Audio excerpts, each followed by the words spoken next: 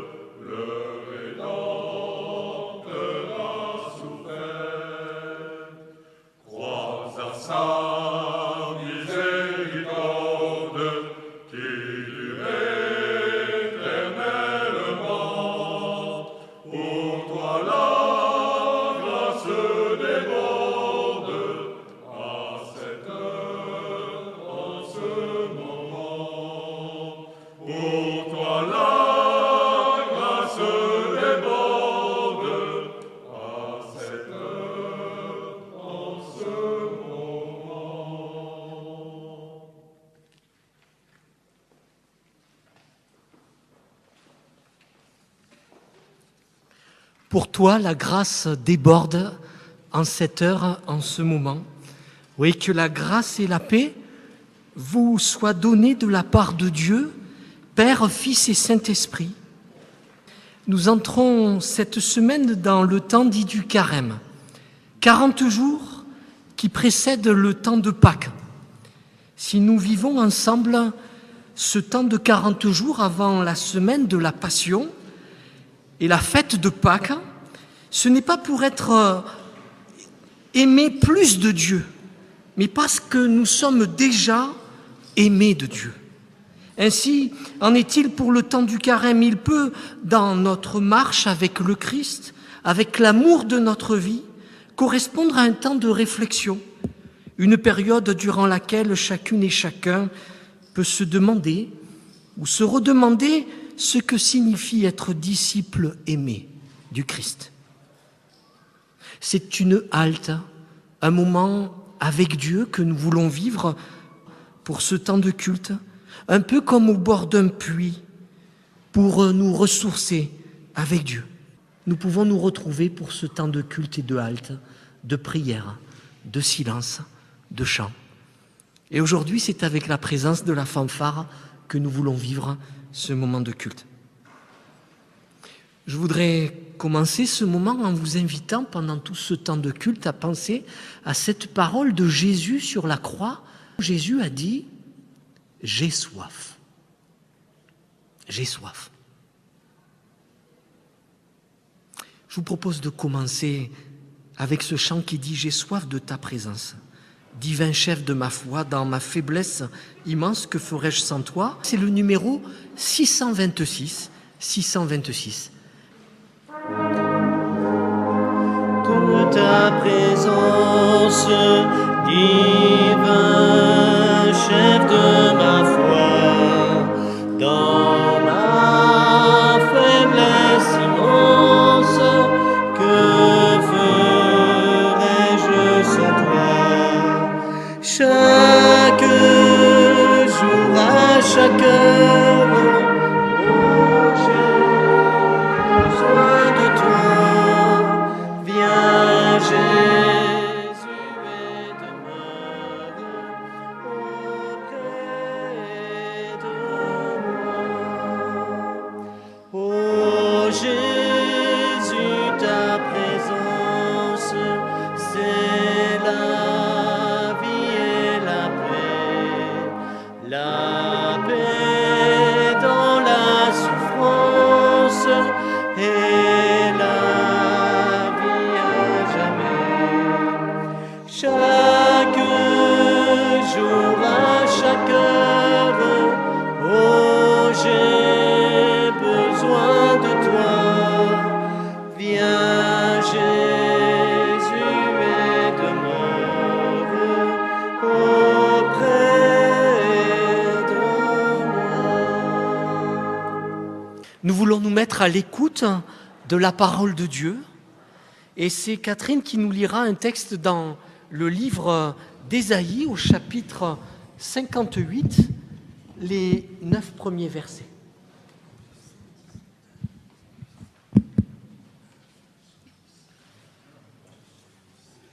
Le jeûne qui plaît à Dieu.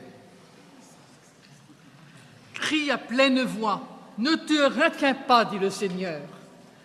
Comme le son du corps que ta voix porte loin, dénonce à mon peuple sa révolte et aux descendants de Jacob leur faute. Jour après jour, tournés vers moi, ils désirent connaître ce que j'attends d'eux. On dirait une nation qui agit comme il faut, qui n'abandonne pas le droit proclamé par son Dieu. Ils réclament de moi de justes jugements et désirent ma présence. Mais ils me disent: à quoi bon pratiquer le jeûne si tu ne nous vois pas? À quoi bon nous priver si tu ne le remarques pas? Alors je réponds: constatez-le vous-même. Jeûner ne vous empêche pas de saisir une bonne affaire et de malmener vos employés, ni de vous quereller ou de donner des coups de poing. Quand vous jeûnez ainsi, votre prière ne m'atteint pas. Est-ce en cela que consiste le jeûne tel que je l'aime, le jour où l'on se prive? Courbez la tête comme un roseau, revêtez l'habit de deuil et couchez dans la poussière. Est-ce vraiment pour cela que vous devez proclamer un jeûne, un jour qui me sera agréable? Le jeûne tel que j'aime, le voici, et vous le savez bien. C'est libérer les hommes injustement enchaînés. C'est les délivrer des contraintes qui pèsent sur eux. C'est rendre la liberté à ceux que vous opprimez. Bref, c'est supprimer tout ce qui te tient esclave. C'est partager ton pain avec celui qui a faim. C'est ouvrir ta maison aux pauvres et aux déracinés. Fournir un vêtement à ceux qui n'en ont pas. Ne pas te détourner de celui qui est ton frère. Alors, ce sera pour moi l'aube d'un jour nouveau. Ta plaie ne tardera pas à se cicatriser. Le salut te précédera et la glorieuse présence du Seigneur sera ton arrière-garde. Quand tu appelleras le Seigneur, il te répondra. Quand tu demanderas de l'aide, il dira « J'arrive ». Et si tu cesses chez toi de faire peser des contraintes, de ridiculiser les autres en les montrant du doigt, ou de parler d'eux méchamment.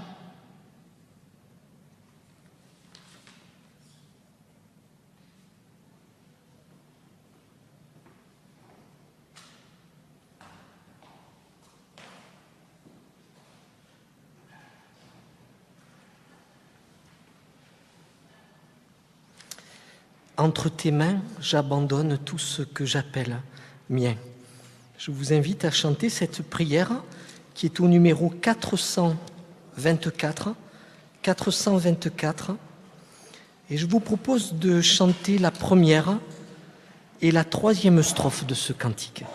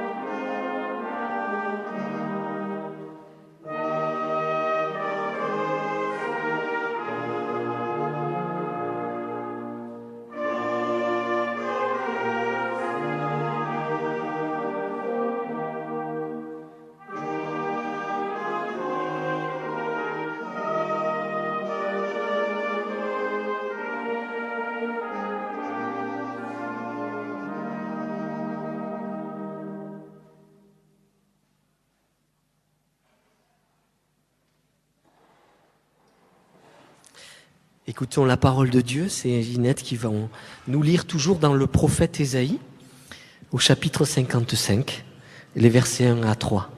Vous tous qui avez soif, venez vers l'eau, même celui qui n'a pas d'argent. Venez, achetez et mangez, venez, achetez du vin, du lait sans argent, sans rien payer. Pourquoi dépensez-vous de l'argent pour ce qui ne nourrit pas? Pourquoi travaillez-vous pour ce qui ne rassasie pas? Écoutez-moi, vraiment, et vous mangerez ce qui est bon. Vous savourerez des plats succulents. Tendez l'oreille, venez à moi, écoutez donc et vous vivrez. Je conclurai avec vous une alliance éternelle pour vous assurer les grâces promises à David. Nous chantons ce chant qui dit « Toi qui disposes de toutes choses et nous les donnes chaque jour, reçois au Père notre prière de reconnaissance et d'amour. » C'est le numéro 631. 631. Toi qui disposes de toutes choses,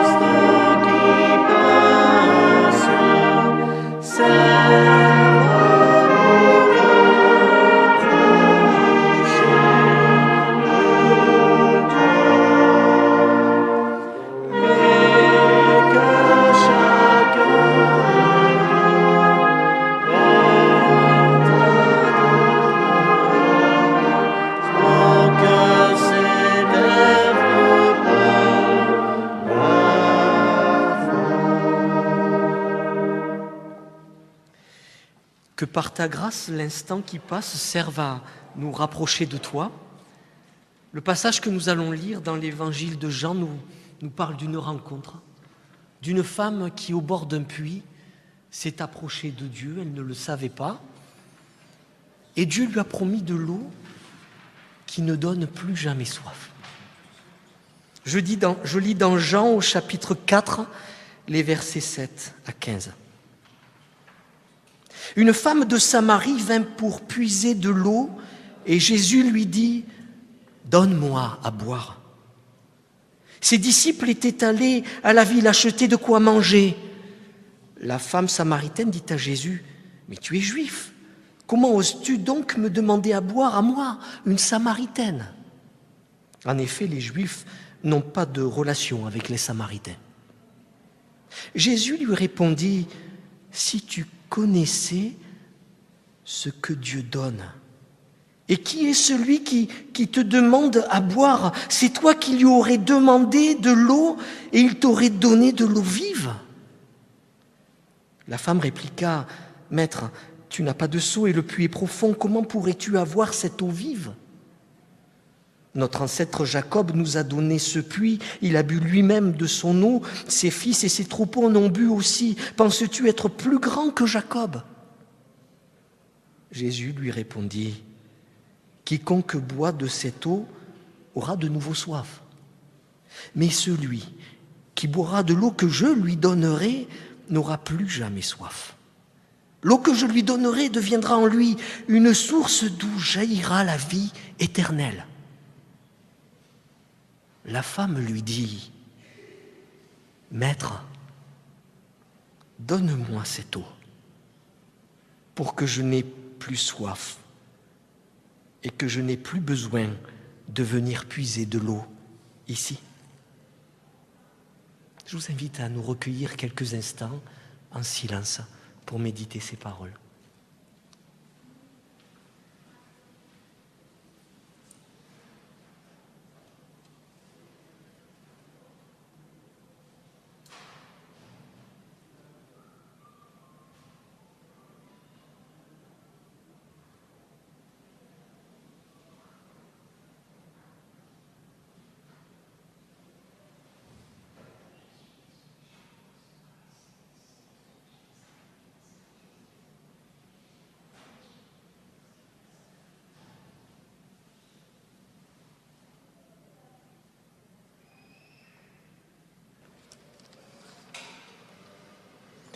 Sur toi je me repose, ô Jésus, mon Sauveur. Faut-il donc autre chose pour un pauvre pécheur? Nous chantons au numéro 632, et je vous invite à chanter la première et la deuxième strophe de ce cantique, comme une prière. 632. Toi je me repose, ô Jésus mon Sauveur. Faut-il donc autre chose pour un pauvre pécheur? Conduis par ta lumière, gardez par ton amour,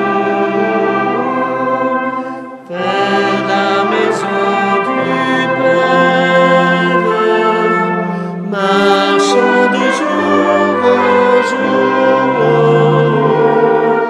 sur toi je me repose, ô Jésus mon Sauveur. Faut-il donc autre chose pour un pauvre pécheur? Ah, ma misère est grande, mais tu m'as pardonné. Sainte et vivante offrande, pour moi tu t'es donné.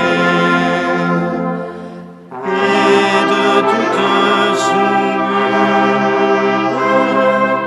par le sang de ta croix, mon âme devient pure. Tu l'as dit, je le crois. Sur toi je me repose,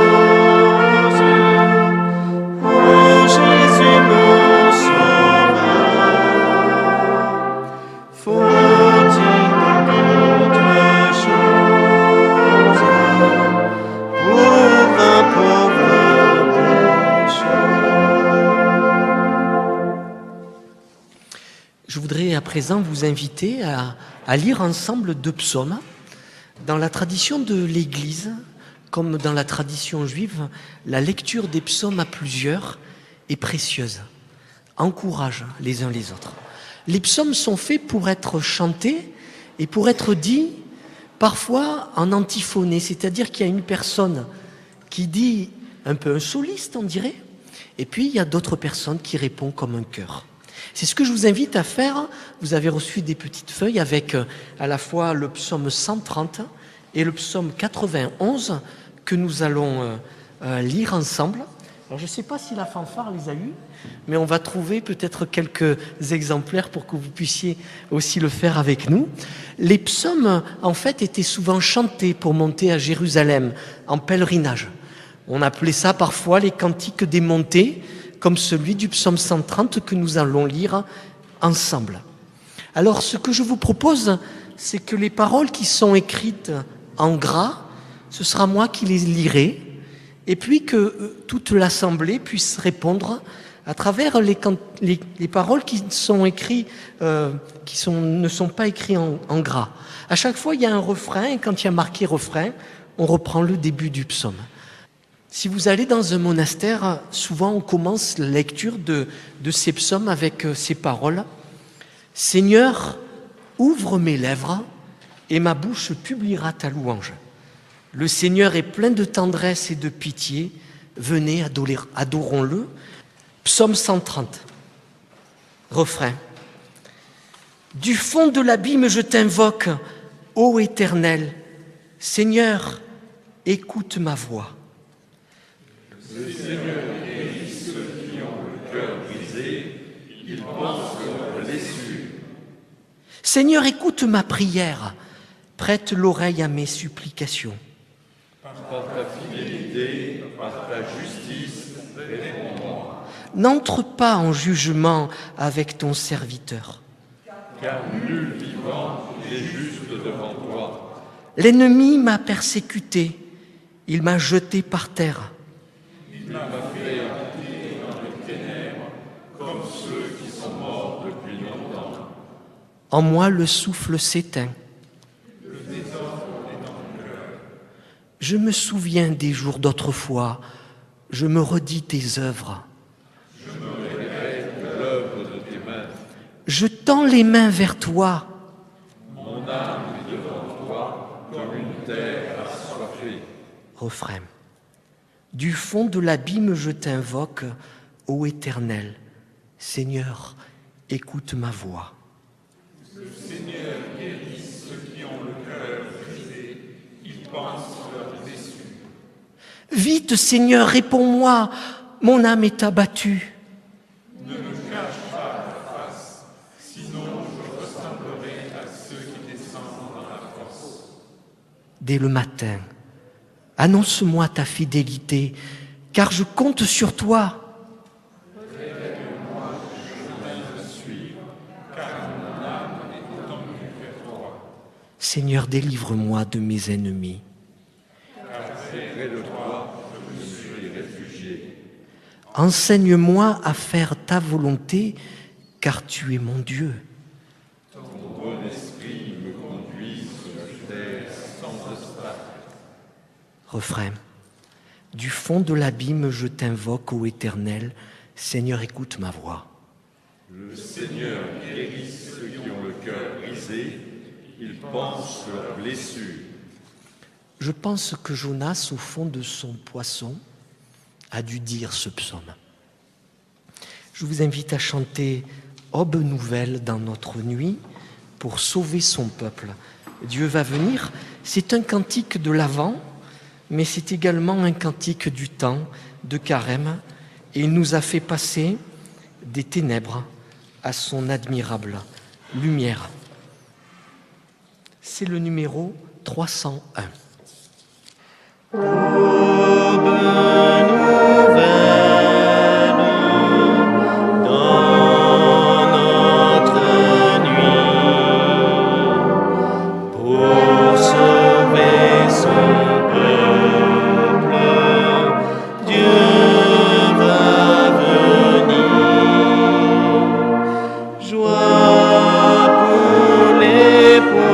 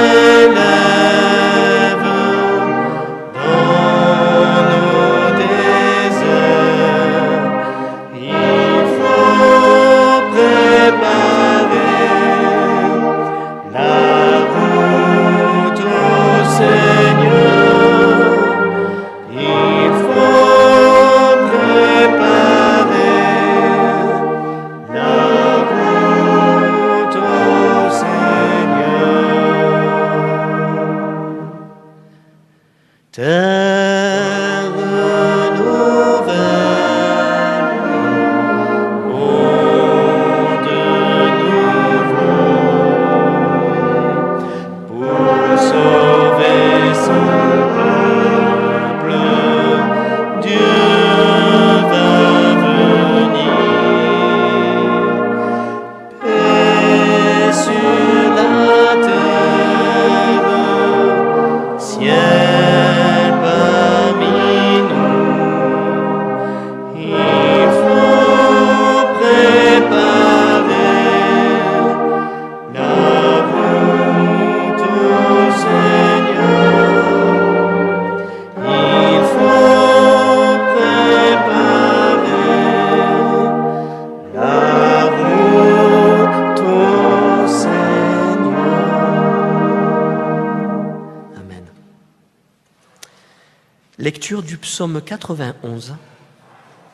Et je voudrais dire que c'est le psaume qu'a choisi, je crois, Marie, cette semaine dans le chemin de Pâques.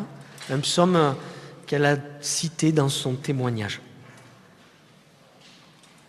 Refrain. Je dis au Seigneur, tu es mon refuge, ma forteresse, mon Dieu, en qui je me confie.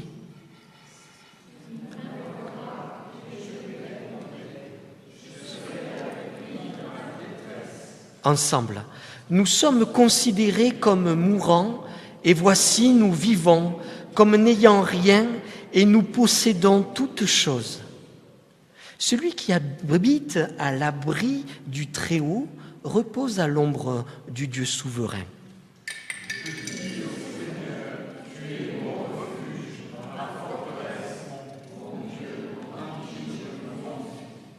C'est lui qui te délivre du filet du chasseur et de la peste pernicieuse.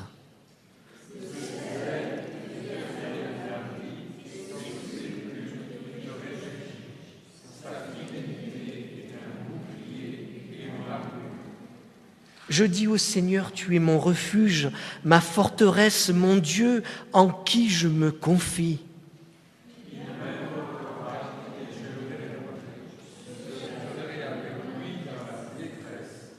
Nous sommes considérés comme mourants, et voici nous vivons, comme n'ayant rien, et nous possédons toutes choses. Tu ne craindras ni la terreur de la nuit,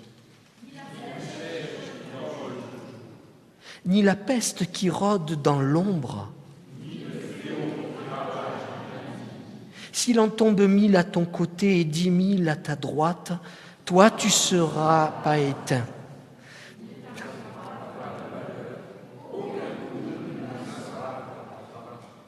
Car il chargera ses anges de te garder en tous tes chemins.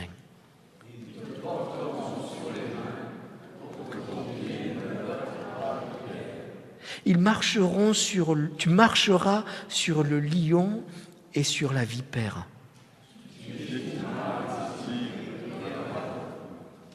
Je dis au Seigneur, tu es mon refuge, ma forteresse, mon Dieu, en qui je me confie.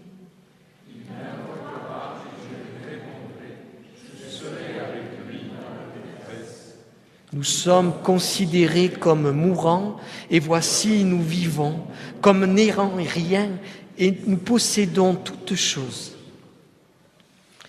Le Seigneur te dit, puisqu'il s'attache à moi, je le libérerai, car il connaît mon nom. S'il m'appelle, je lui répondrai, je le délivrerai, je le glorifierai.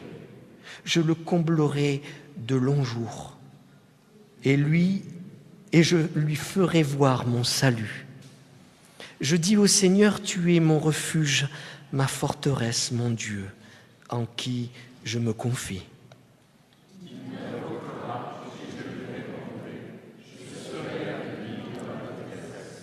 Nous sommes considérés comme mourants, et voici nous vivons, comme n'ayant rien, et nous possédons toutes choses.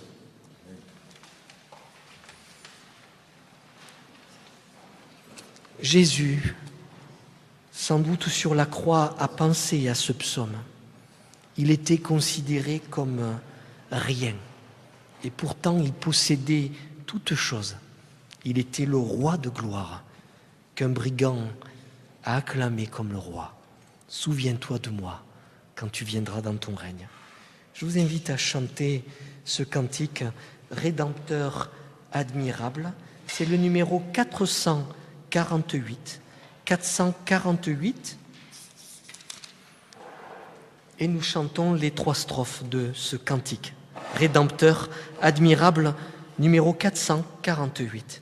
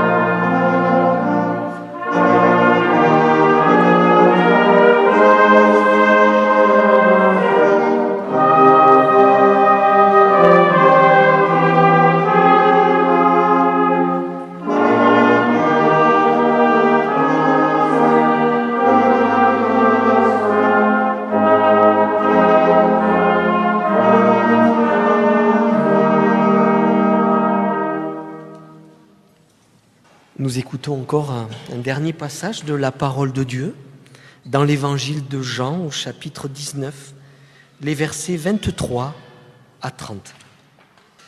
Quand les soldats eurent mis Jésus en croix, ils prirent ses vêtements et les divisèrent en 4 parts, une pour chaque soldat. Ils prirent aussi sa tunique qui était sans couture, tissée en une seule pièce du haut en bas. Les soldats se dirent les uns aux autres, « Ne déchirons pas cette tunique, mais tirons au sort pour savoir à qui elle appartiendra. » C'est ainsi que devait se réaliser le passage de l'Écriture qui déclare « Ils se sont partagés mes habits et ils ont tiré au sort mon vêtement. » Voilà ce que firent les soldats. Près de la croix de Jésus se tenait sa mère, la sœur de sa mère, Marie, la femme de Clopas et Marie du village de Magdala. Jésus vit sa mère et auprès d'elle le disciple qu'il aimait. Il dit à sa mère, « Voici ton fils, mère. » Puis il dit au disciple, « Voici ta mère. » Et dès ce moment, le disciple l'a pris chez lui. Après cela, comme Jésus savait que maintenant tout était achevé, il dit pour accomplir le texte de l'Écriture, « J'ai soif. » Il y avait là un vase plein de vinaigre. Les soldats trempèrent donc une éponge dans le vinaigre, la fixèrent à une branche d'hysope et l'approchèrent de la bouche de Jésus. Jésus prit le vinaigre, puis il dit, « Tout est accompli. » Alors il baissa la tête et mourut.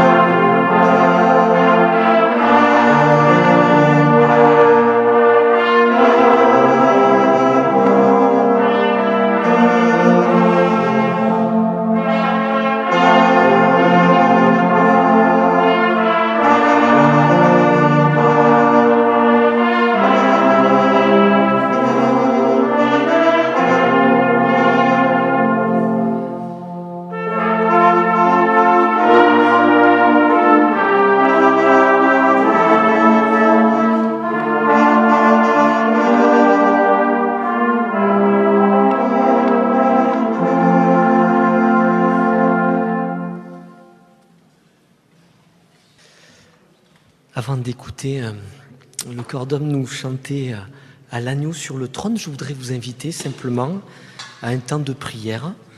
Prière silencieuse, nous pouvons faire monter vers le Seigneur notre prière et puis je terminerai ce moment.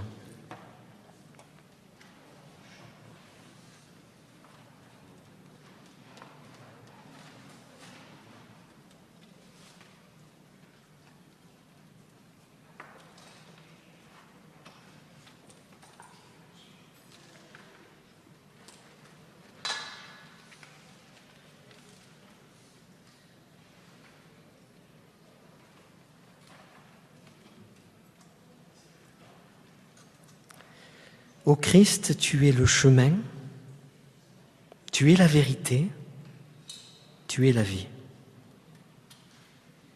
Et ce soir encore, ô Christ, nous proclamons que tu es en nous et nous en toi et dans le Père. Ô Christ, tu es la source d'eau vive, tu es le cep, tu es le pain. Ô Christ, tu es en nous et nous en toi et dans le Père. Ô Christ, ton Dieu est notre Dieu, ton Père est notre Père. Tes frères sont nos frères. Ô Christ, tu es en nous et nous sommes en toi et dans le Père.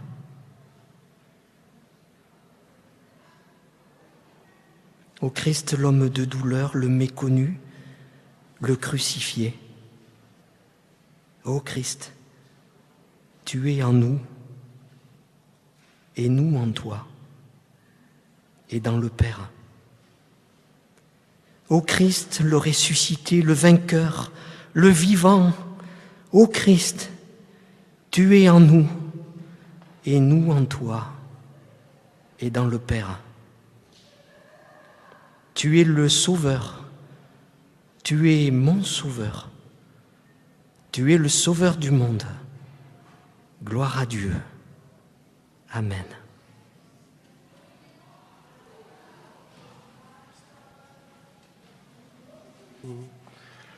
À l'agneau sur son trône, apportons la couronne. Il a conquise sur la croix, et est le roi des rois. Éveille-toi, mon âme, bénis, adore, acclame, avec les anges du ciel, Jésus Emmanuel. Élu la croix pour trône, l'épine pour couronne, mais le Père a glorifié son Fils crucifié. Ô Prince de la vie, la mort est asservie. Hors de la tombe il est monté, Christ est ressuscité. À l'agneau sur son trône, la palme et la couronne. Il est le Prince de la paix, et règne désormais. Refuge de la guerre, c'est un grand sur la terre, où renaîtront comme jadis les fleurs du paradis.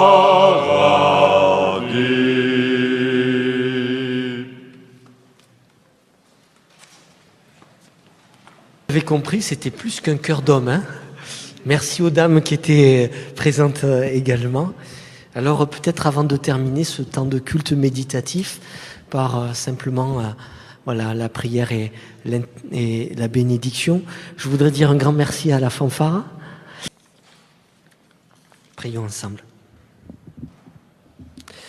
Seigneur, en ce temps de carême, nous prions le Père qui, par la croix de son Fils, fait luire à nos yeux la lumière de Pâques déjà, 40 jours avant la résurrection.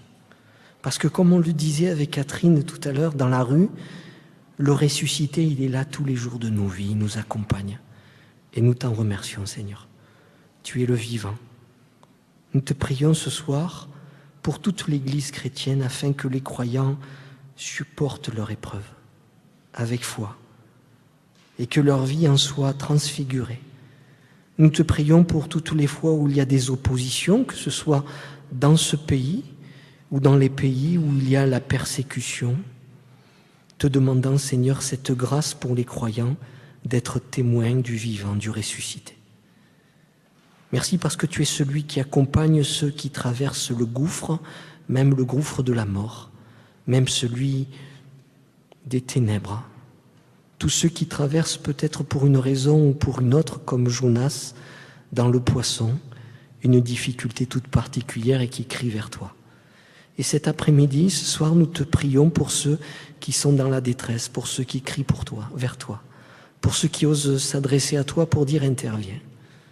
Nous te prions pour les malades, nous te prions pour ceux qui sont mourants, nous te prions pour les prisonniers. Nous te prions, Seigneur, pour les personnes qui sont seules, pour ceux qui sont délaissés, te demandant cette grâce, comme pour Jonas, qu'une parole vienne de toi, de la part peut-être de quelqu'un qui t'a déjà rencontré et qui vient témoigner du ressuscité.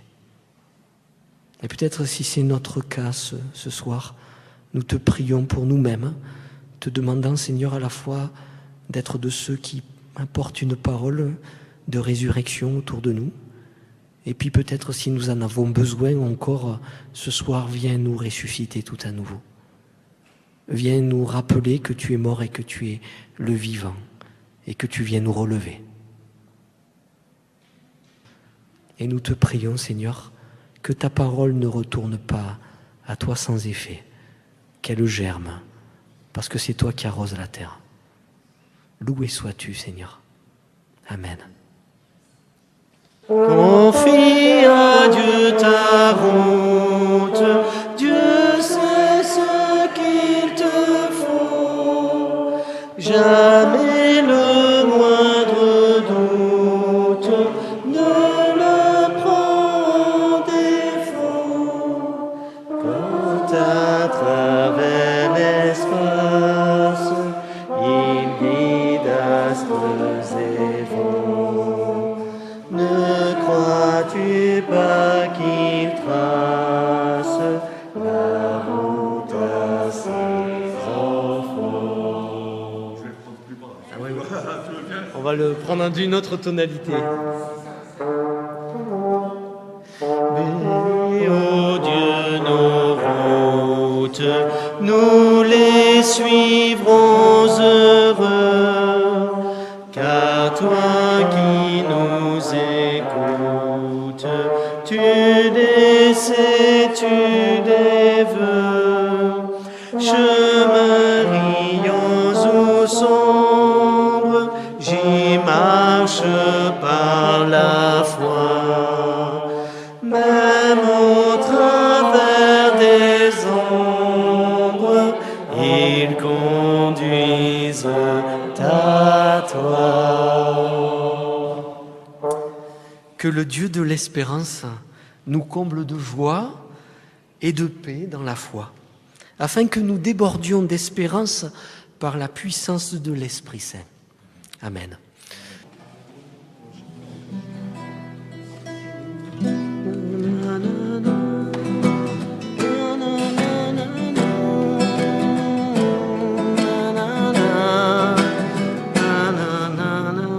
C'est le 602.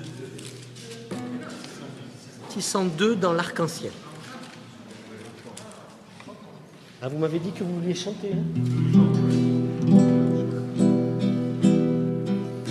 Oh, prends mon âme, prends-la, Seigneur, et que ta flamme brûle dans mon cœur, que tout mon être vibre pour toi, sois seul mon maître, mon divin roi, source de vie, de paix, d'amour.